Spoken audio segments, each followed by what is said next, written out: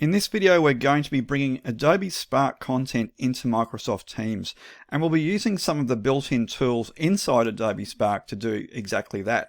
What I've got here is a Spark post, and this is just a set of photos that I took of my class working in a Minecraft build battle last week. And what I'm going to do now is to export this and bring it directly into Microsoft Teams.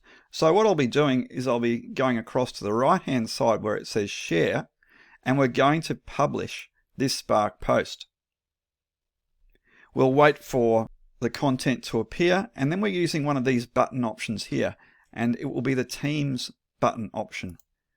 So you can see that our link is now ready to go. So once again, we're going to be clicking Teams, and this opens up a window, and from here we are going to share it to a channel. There's a new workflow where we can create an assignment, but in this instance I just want to share this photo with my class, so I'm going to search for a team or a channel.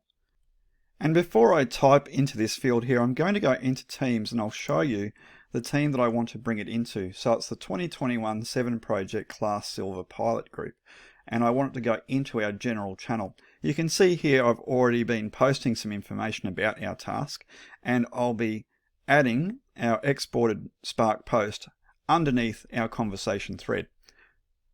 So let's go back into our share dialog here, and I'm going to be typing in 2021, and already we've got our matches appearing, and it's the 7 Class Silver Pilot, and you can see also with that forward arrow that it's going into the general channel.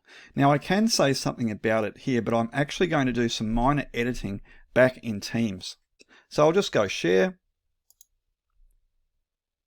Your link has been shared, so we can now close that window. We could close this one as well if we wish.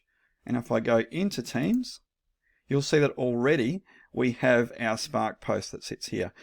If I click on this link, it brings up our collage in full screen, and students can appreciate it. They can even go ahead and create their own collages. But I'll jump back into Teams, and as I said, I'm going to just make some final adjustments to this post. So I'll go up into my 3 dots, and I'm going to be editing my message. And I'm going to say here, well done on our recent build battle. And we'll leave everything else as it is. Just go down and click on the tick, and you can see that we now have a heading and our graphic sits underneath it.